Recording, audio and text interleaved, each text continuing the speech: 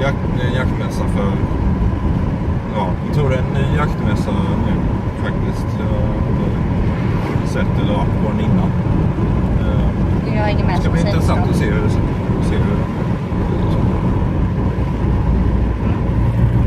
Vi återkommer. Ser man, nu kommer det gått pipan, nu kommer jag slå mig på tumlagen. Då är man så förbaskat dum som man fortsätter att slå. Jag har gjort det, och säkert flera har gjort det.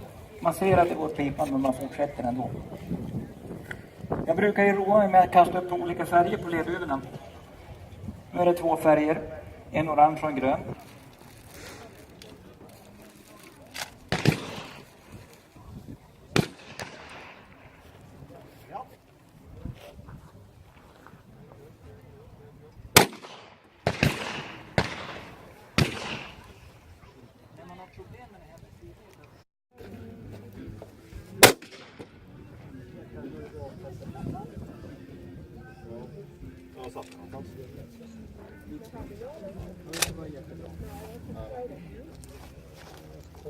Ja.